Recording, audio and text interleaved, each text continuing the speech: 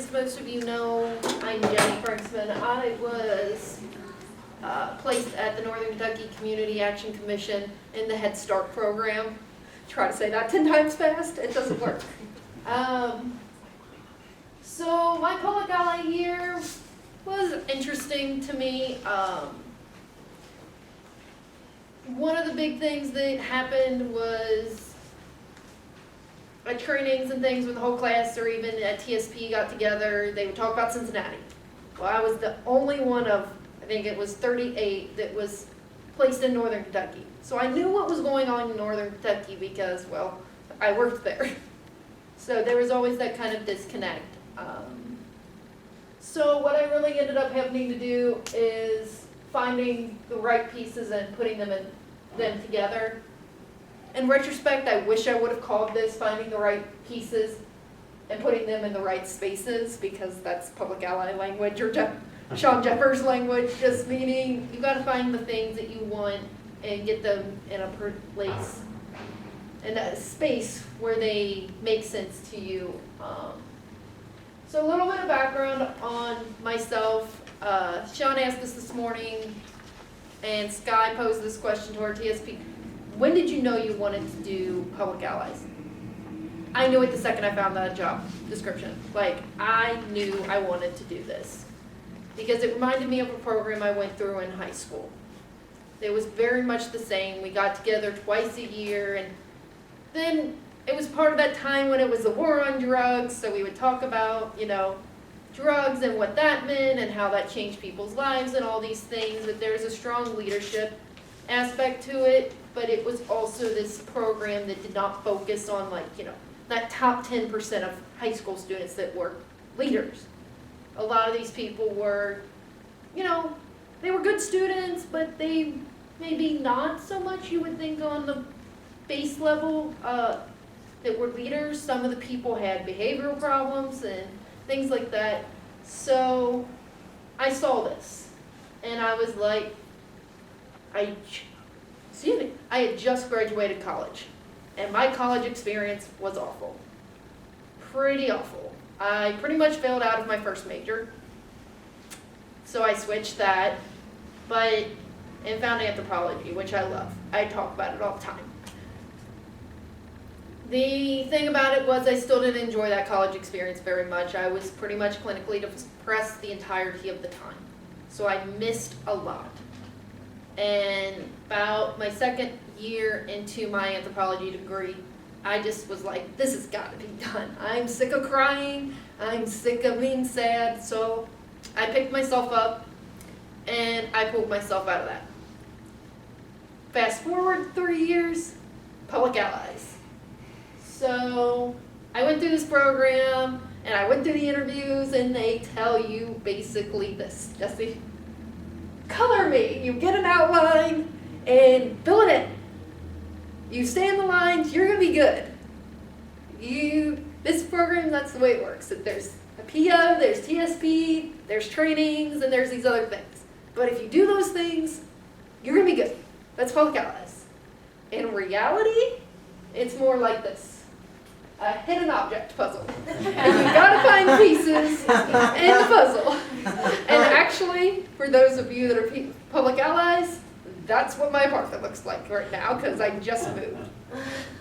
And I'm also, photography is kind of a thing. So you probably can see the pieces in there, but Jesse, go ahead. There are your pieces in the chaos, in the mess. So I'm going to break down these 6 pieces, and then we're going to put them together. Go ahead. My TSP team can pretty much agree with me here, especially Sky and Jesse. They're kind of my 2 new best friends that I got out of control. This experience has been one of the most overwhelming things for the 10 months. When I started the program, I was literally working 7 days a week. I kept my Amazon job on the weekends to get my income up, because I knew after the program there were going to be things I wanted. My own place, new car, a camera, a computer. So this is kind of something that stuck with me thanks to Elisa, which I wish she was in here, but oh well. When you are overwhelmed and feel out of control, stop, evaluate, list the things you can control, and focus on those. Let go of the things you cannot control and focus, I misspelled that, but that's no surprise, on what you can. Thanks, Elisa. I had heard this my entire life. For whatever reason, when Elisa said it to me, it just kind of made sense. So that's like my first piece. Go ahead. Oh, and we're starting to build my puzzle. Go ahead. This is one I struggled with the whole time. You all know I like to talk. And I like to talk too much. So I really had to learn this. Take a step back. You don't have to talk. People might just be thinking. I hate dead air. Like, I hate dead air. It's just, I grew up in like theater in different places, so dead air is not like something I'm good at having around. But you know, when you're talking about complex issues or just so much noise, sometimes you just need a little quiet to let people think and let it soak in. Plus, I kind of use and fall back on the idea that I'm not an auditorial learner. So when I say it, because I guess this sounds closer to me or I know what's in my head, I remember it a lot better. But a lot of times I use that as an excuse. And Skylar's laughing at me. Go ahead, Jesse. So we're building my puzzle here. Go ahead. Details. I need details. I'm a detail person. Either I forget the details or I need all of the details at one time. And I drove my TSP team nuts with this. Like, it was awful. Like, yeah. So I really tried to later, especially after POL, mini POLs, try and focus on figuring out what the important details were, that you don't necessarily have to have every detail in place, especially if you're planning an event, because you can't control what teenagers do. Team Audio, which is the TSP team I was on, we were doing a team program. Teenagers are teenagers. We were all teenagers at some point in time. Go ahead, Jesse. Yay, we're building a picture. This was a big one from my my placement that I had to learn. I'm a data person, but I'm not a number person. I know that kind of sounds like an oxymoron, but I'm one of those people I can look at a sheet of numbers and tell you what those numbers mean. But I'm not really math oriented, so I might not be able to explain to you how that number got there. But I can tell you what it is and what it means. So for NKCAC in the Head Start program, I was their data person. I was supposed to take all their data from whatever, their qualitatives and number data, quantitative, and make sense of it for them. What I realized very quickly is I didn't know Excel as well as I thought I did. When you're doing data work and you don't know Excel, it kind of doesn't work. So for like the first 2 months more, I bugged my friends, especially my techie friends, because I would use Facebook and I would contact them and be like, I need to do this in Excel, and they would tell me where to go, or I would use the internet or whatever, the help function. Go ahead. Ooh, we're building a picture. Go ahead. This was a big one, big mistake I made. I think I can.